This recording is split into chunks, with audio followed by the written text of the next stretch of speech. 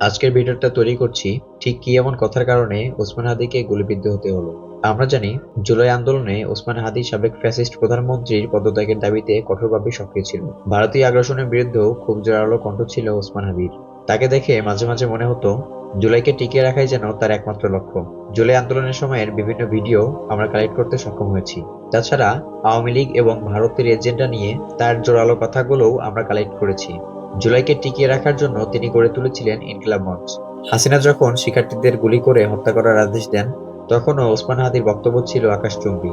তিনি বলেছিলেন, বিএনপি, জামাত, এনসিপি আমার ভাই। যতক্ষণ পর্যন্ত সততার পক্ষে, ইনসাফের পক্ষে দাঁড়িয়ে থাকবে আমার হাসনাতেরা, ততক্ষণ পর্যন্ত জীবন দিয়ে আমরা লড়ব। যতক্ষণ পর্যন্ত সততার সাথে ইনসাফের পক্ষে দাঁড়াই থাকবে আমার হাসনাতেরা, ততক্ষণ জন্য জীবন দিয়ে ওদের জন্য লড়ব। সেনাপ্রধান ওয়াকার সাহেবকে হাসিনাই সেনাপ্রধানের দায়িত্ব দিয়েছিল। ওয়াকার সাহেবকে নিয়ে ওসমান হাদি বলেছিলেন, এই সেনাপ্রধান যদি কোনো কুকর্ম করার চেষ্টা করে, জনগণ গিয়ে ক্যান্টনমেন্টের ইট খুলে নিয়ে আসবে। ইট। এই ওয়াকার সাহেব অথবা আর্মি যদি কোনো কু করার চেষ্টা করে, জনগণ গিয়া ক্যান্টনমেন্টের ইট খুঁজে নিয়ে আসবে। ইট ঠিক, একটা ইট ক্যান্টনমেন্টে আস্থা থাকবে না, আপনি যাইকে রাখেন।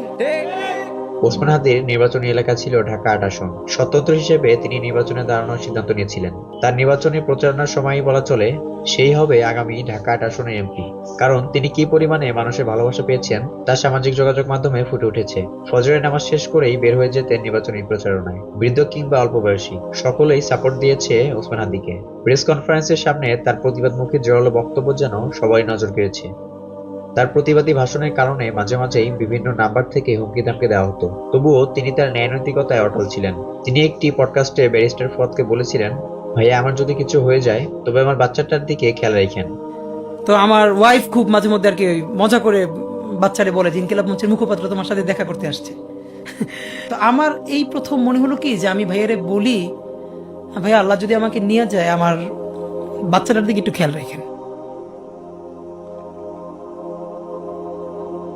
ফ্যাসিস্ট হাসিনার এলাকা গোপালগঞ্জকে আশেপাশের জেলার মধ্যে ভাগ করে দেওয়া নিয়ে ওসমান হাদি বলেন, আগামী ২৪ ঘন্টার মধ্যে অ্যাকশন দেখব। অ্যাকশন, সাওয়া মাওয়া ছিঁড়ে ফেলতে হবে। আগামী 24 ঘন্টায় অ্যাকশন দেখবো, অ্যাকশন সাল্লাল্লাহু ছিঁড়ে ফেলাইতে হবে। বাংলাদেশের অস্তিত্ব থাকবে না যদি গোপালগঞ্জ বাইতে থাকে। গোপালগঞ্জের প্রত্যেকটা উপজেলা ভাগ কইরা পাশে মাদারীপুর, ফরিদপুর, প্রত্যেকটা জেলার সাথে অ্যাটাচ কইরা দেয়া লাগবে। ইনসাফের পক্ষে তার দৃষ্টিভঙ্গি ছিল অনন্য। সে আরো বলেছিলেন, আওয়ামী লীগের যে গুণ খুনের সঙ্গে জড়িত ছিল না, তার সাথে ইনসাফ করতে হবে। ইভেন আওয়ামী লীগের সেই মানুষটা, আমি হাজারবার বলি, যে গণহত্যা করে নাই, গুম করে নাই, খুন করে নাই, হত্যা করে নাই, কিন্তু সে ফিলোসফিক্যালি আওয়ামী লীগ, আমি তো তাকেও বলি যে তার সাথেও কোনো অন্যায় করা যাবে না, তার সাথে ইনসাফ করতে হবে। সত্যকে প্রকাশ করতে তিনি কোনো দ্বিধা করেন নাই। শেখ মুজিবের ফ্যাসিবাদী কর্মকাণ্ড নিয়ে ওসমান হাদি বলেছেন, বাংলাদেশের ফ্যাসিবাদের জন্মদাতা ছিলেন হাজার বছরের শ্রেষ্ঠ বাঙালি বঙ্গবন্ধু শেখ মুজিবুর রহমান। সেই বঙ্গবন্ধু বাংলাদেশে বাকশাল কায়েম করে গণতন্ত্র হত্যা করেছেন। তিনি প্রথম গুমের জনক বাংলাদেশে। তিনি সিরাজ শিকদারকে শুধু গুমি করেন নাই, তাকে হত্যা করে সংসদে দম্ভ ভরে বলেছেন, কোথায় আজকে সেই সিরাজ শিকদার? এই বাংলাদেশের প্রত্যেকটা, এই যে আজকে ফ্যাসিবাদ, এই ফ্যাসিবাদের জন্মদাতা ছিলেন হাজার বছরের শ্রেষ্ঠ বাঙালি বঙ্গবন্ধু শেখ মুজিবুর রহমান। অথচ ১৭ বছর মিডিয়া এবং পাঠ্যপুস্তকে বোঝানো হয়েছে শেখ মুজিব একাই যুদ্ধ করে দেশ স্বাধীন করেছেন। তাছাড়া সে তার একটি ইন্টারভিউতে বলেন, আমি এমপি হলে ঢাকা ৮ আসনে কোনো চাঁদাবাজি হবে না। আর যদি কোনো রাঘব বোয়াল করেও, তবে সংসদে বসে বিসমিল্লাহ বলে প্রত্যেকের নাম প্রকাশ করে দেব। ঢাকা ৮-এর কোনো প্রান্তে চাঁদাবাজি হবে না, এটা আমি আপনাকে বলে রাখি। সিন্ডিকেটটা তো অনেক বড়, সব আমি বন্ধ করতে পারবো কিনা জানি না। দুটো কাজ পারবো। নাম্বার 1, ঢাকা ৮-এর একটা সবজিওয়ালা, ভ্যানওয়ালা কাছ থেকে যদি কেউ চাঁদা তোলে, আমি ওসমান হাদি সেটা শুনলে আমার টিম নিয়ে সেখানে গিয়ে দাঁড়াবো। তার কাছ থেকে চাঁদা তুললে আমার গায়ে হাত দিয়ে তুলে তারপরে দিতে হবে। আর যদি অনেক রাঘব বোয়াল হয়, যিনি নিজে যান না, তার লোক পাঠান, তাহলে তার নামটা তো জানবো। সংসদে না 10 বার এমপি হওয়ার কোনো দরকার নাই। জীবনে ইম্প্যাক্টফুল কাজ 1-2 বার করতে পারলেই হয়। এটা আমি আগেও বলেছি, আবারও বলি, যেই রাঘব বোয়ালরা তাদের ছানাপোনা পাঠিয়ে চাঁদাবাজি করাবেন ঢাকা ৮-এর মধ্যে, আমি সংসদে দাঁড়াইয়া বিসমিল্লাহ বইলা প্রত্যেকের নাম প্রকাশ করে দিব। এরপরে যা আছে কপালে আমার হবে। জীবন নিয়ে কোনো আশঙ্কা আছে কিনা তা জিজ্ঞাসা করলে তিনি বলেছিলেন তিনি ছোটবেলা থেকে এই স্বপ্নটা দেখেন যে একটা তুমুল মিছিল হচ্ছে অন্যায়ের বিরুদ্ধে। সেই মিছিলের সামনে আমি আছি, কোন একটা বুলেট এসে হয়তো আমার বুকটা বিদ্ধ করে দিয়েছে এবং সেই মিছিলে হাসতে হাসতে আমি শহীদ হয়ে গেছি। জীবন নিয়ে শঙ্কায় ভুগেন না কখনো, যে মনে হয় না যে জীবন আমাকেও নিয়ে তো এটা হতে শঙ্কা পারে? আছে। ধরেন এখন আমি জীবন নিয়ে শঙ্কা যদি করি, প্রথমত হলো আমি তো আমার কাজে সারাদিনই একা ঘুরতে হয়। কখন আমার সাথে 10টা ছোট ভাই থাকে, কখন আমি সারাক্ষণই একা থাকি। আমি তো ভীষণভাবে প্রত্যাশা করি, আমি ছোটবেলা থেকে এই স্বপ্নটা দেখি, অনেক জায়গায় বলেছি, যে একটা তুমুল মিছিল হচ্ছে অন্যায়ের বিরুদ্ধে। সেই মিছিলের সামনে আমি আছি, কোনো একটা বুলেট এসে আমার বুকটা হয়তো বিদ্ধ করে দিয়েছে এবং সেই মিছিলে আমি হাসতে হাসতে আমি শহীদ হয়ে গেছি।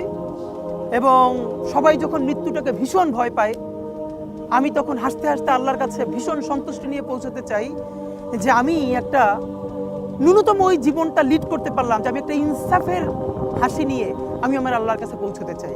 তার এই জোরালো বক্তব্যগুলো আজ বাস্তবে রূপান্তরিত হয়েছে। তিনি বলেছিলেন 50 বছর বাঁচার থেকে 5 বছর বেঁচে যদি তার দ্বারা ইম্প্যাক্ট তৈরি হয় তবে তাতেই সফলতা। আগামী 50 বছর বাঁচলাম, কোনো ইম্প্যাক্ট তৈরি হলো না আমারে দিয়ে, দেশের জন্য, রাষ্ট্রের জন্য, উম্মার জন্য, জাতির জন্য। কিন্তু আমি ধরেন 5 বছর বাঁচলাম, সেটার মধ্য দিয়ে যদি আগামী 50 বছরের ইম্প্যাক্ট তৈরি হয়, তাহলে অনেকদিন বেঁচে থাকায় কি সাফল্যের? বলেন। আল্লাহ তাআলা যেন তার প্রতিটি কথাই কবুল করেছেন। তিনি 5 বছরই বেঁচেছেন, শহীদও হয়েছেন, তার দ্বারা 50 বছরের ইম্প্যাক্ট তৈরি হয়েছে। তাকে যে গুলি করে হত্যা করা হতে পারে তিনি তা ভালো করে জানতেন। এজন্যই হয়তো তিনি বলেছিলেন আমাদের গুলি করার আগ পর্যন্ত কোনো কিছু গায়ে লাগে না, এক্সট্রা কোনো সিকিউরিটি লাগবে না, শুধু যারা আমাদের গুলি করে তাদের যেন ধরে বিচার করা হয়, কারণ বিচার করা না হলে নতুন কেউ জন্মাবে না।